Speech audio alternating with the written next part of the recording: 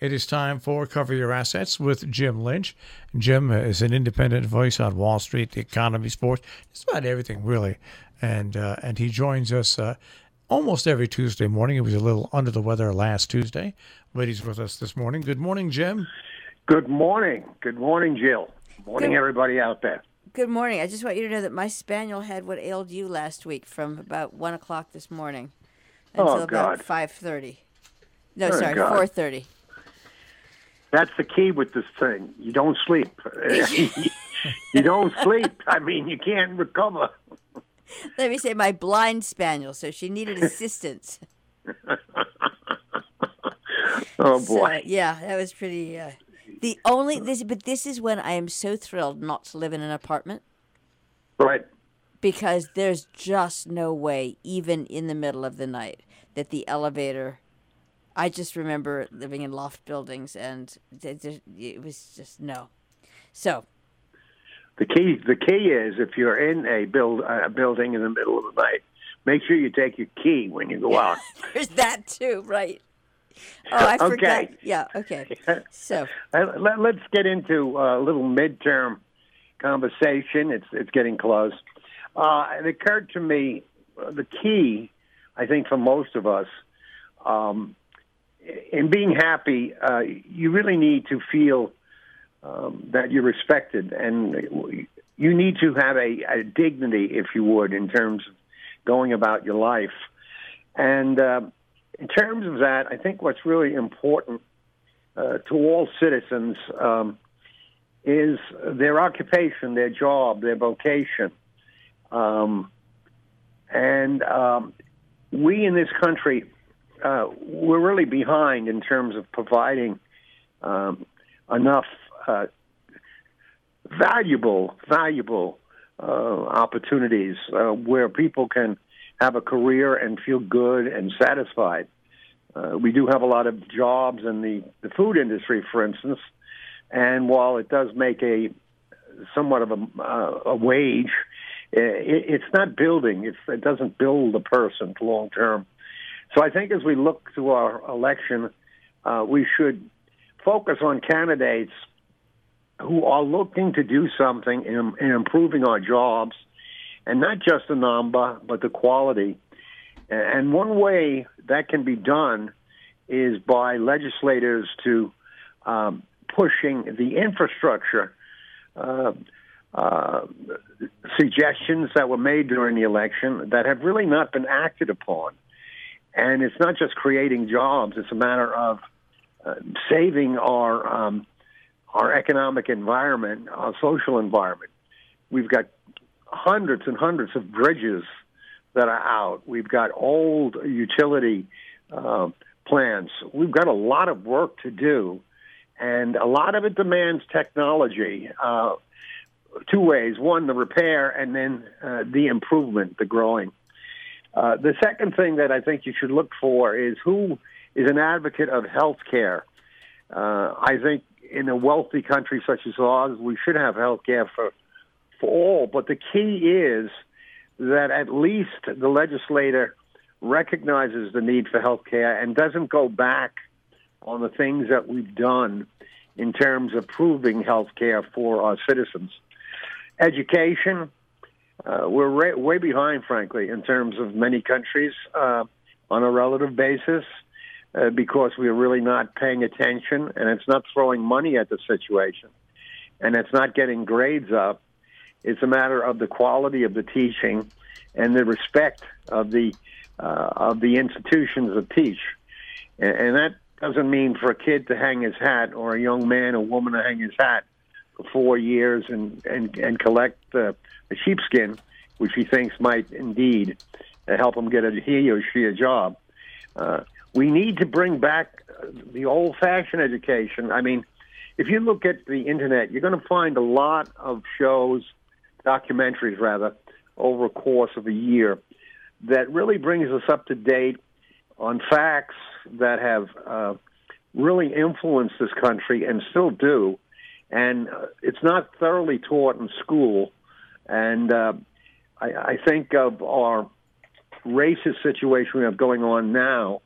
There are a lot of people who don't realize that race has been with us for hundreds of years, and we did have a white supremacist type mentality ruling the country years ago.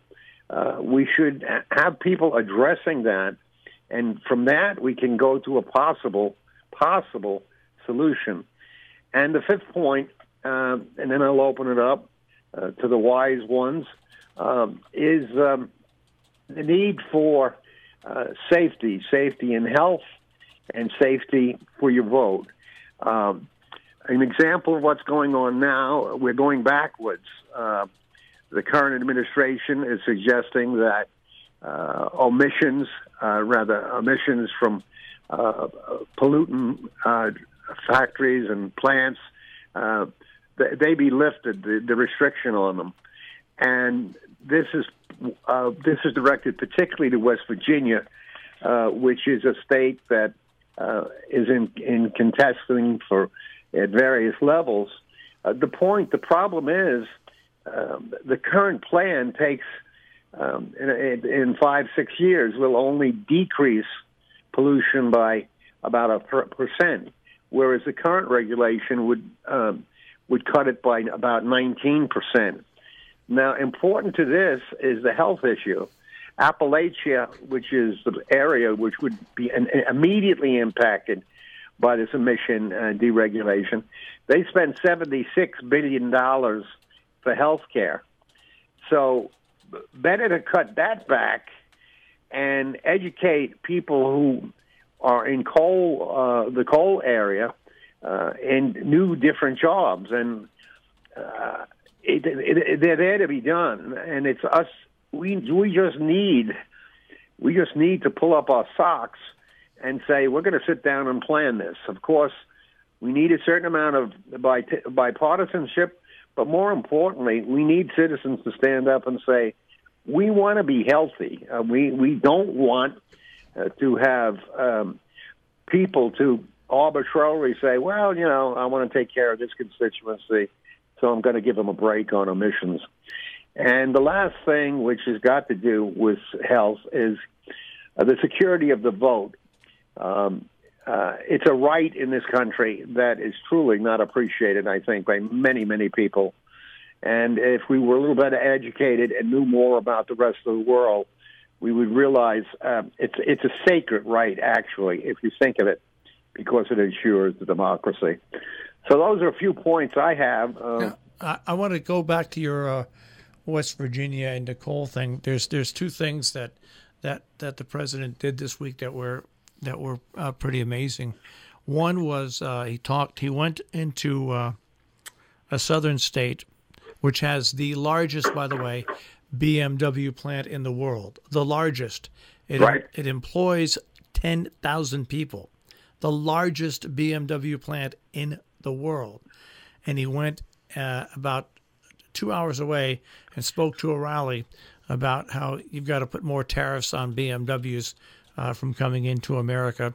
And the people in that area say if that happens, they will lose probably 5,000 of those jobs almost instantaneously. So that's one thing.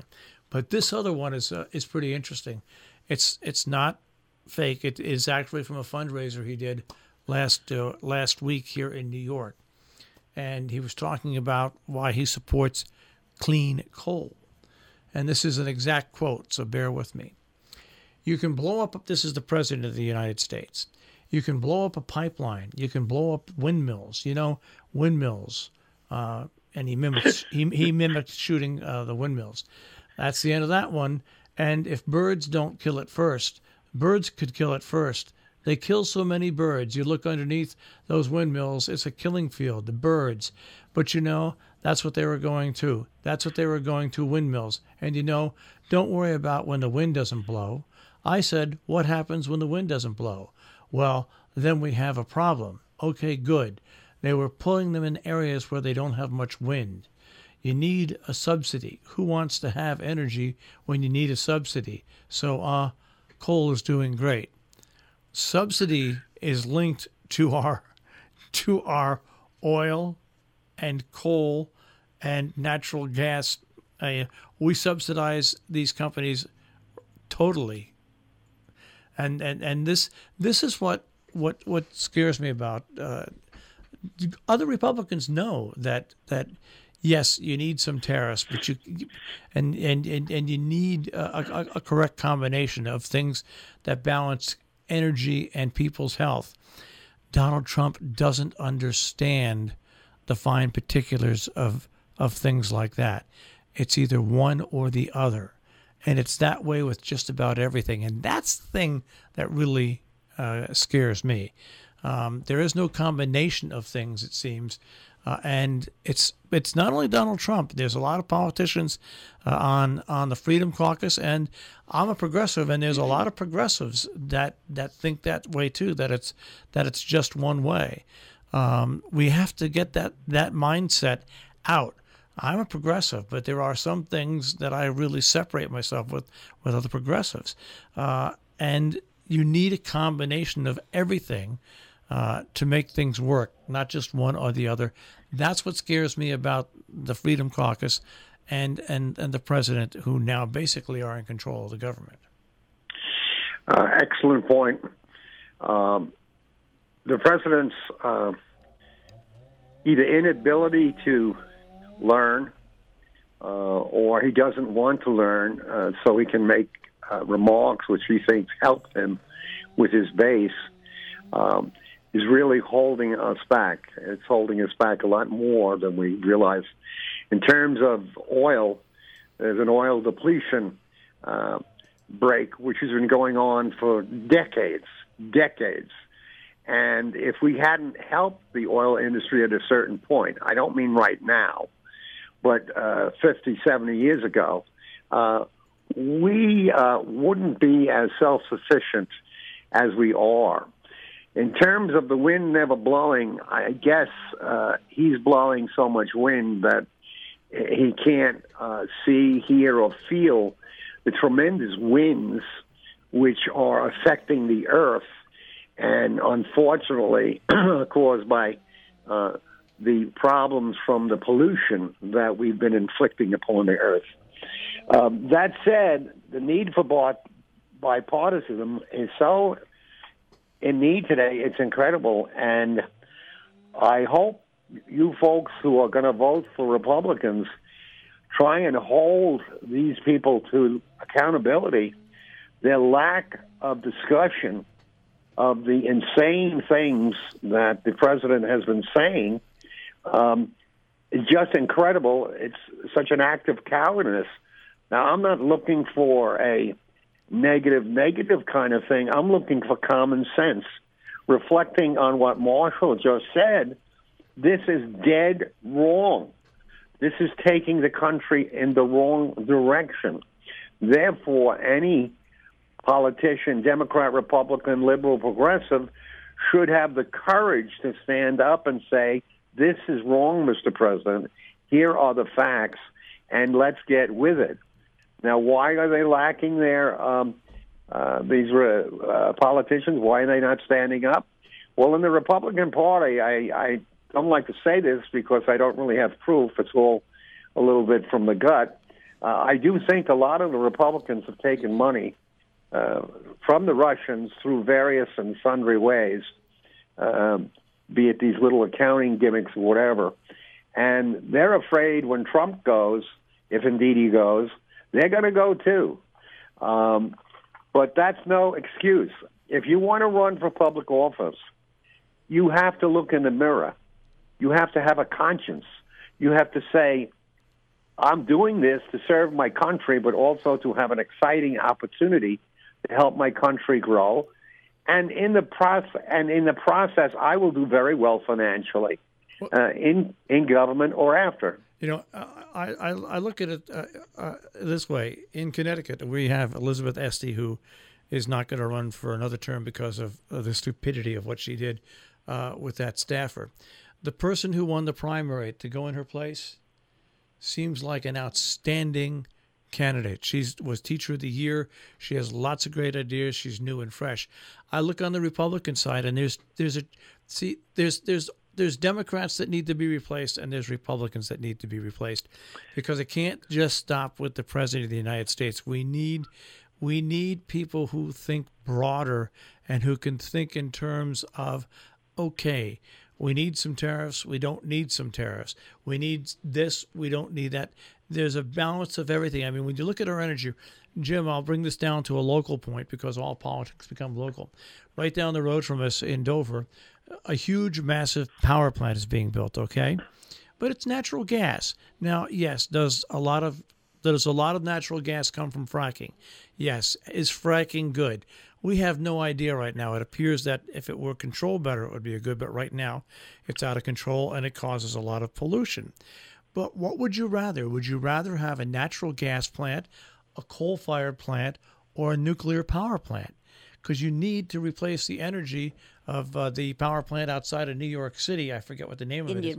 Indian Point, which is going to be shut down. Decommissioned. So you have to accept some things in life that you don't think that there's some things attached with it that aren't good, because it's far better than having a nuclear plant. And unfortunately, and I'm going to interject here for just a brief moment, unfortunately, our system of conveying information does not lead to reasoned debate about those things. And I will give you no, it's true. Progressive. I'm a progressive, and you've got to meet. You've got to, as Democrats, progressives have to meet liberals and conservative Democrats in a middle ground. Republicans have to meet the Freedom Caucus and the Trump supporters with the liberal and moderate Republicans.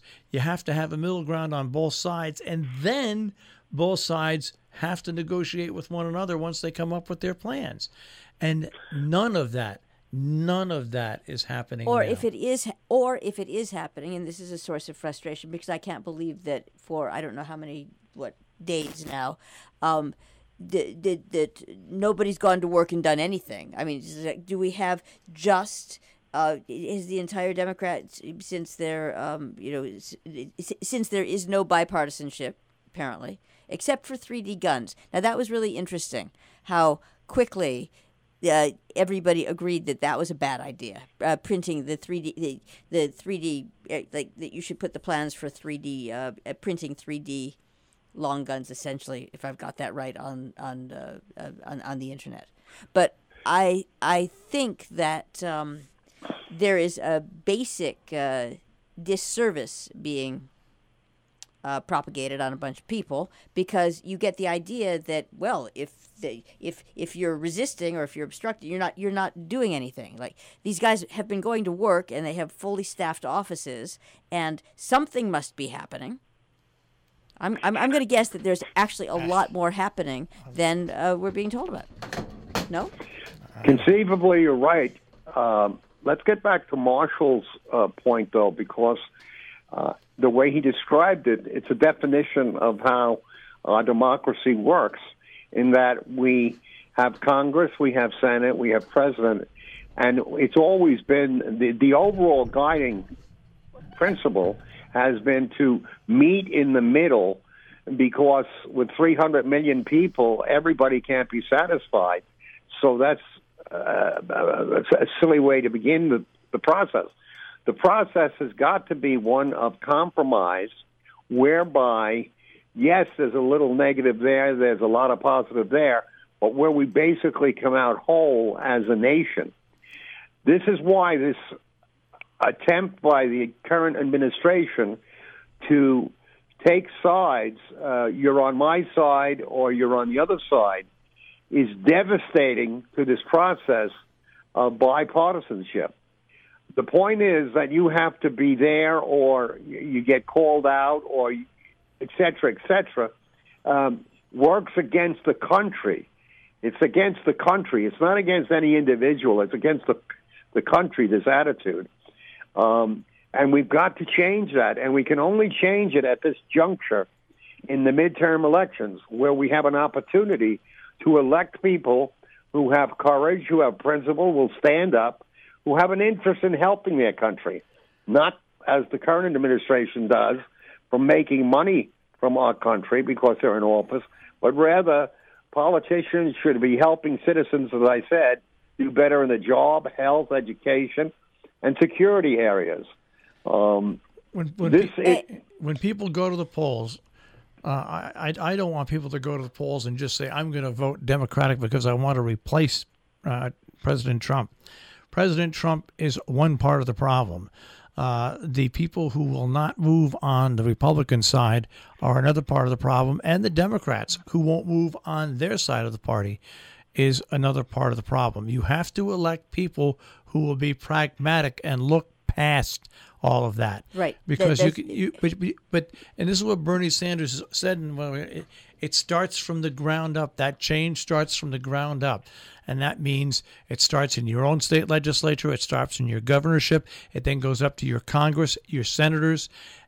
That's got to change to make a change in the presidency worthwhile, because if that doesn't change down below, you could have Mickey Mouse as president, and this is going to be the disaster that we have. And go ahead. Sorry. No, that's exactly right. And the focus, again, it's my media problem, but the focus is always on the national stuff. And it's like, why don't you, it may be a little less sexy, but it's far more important.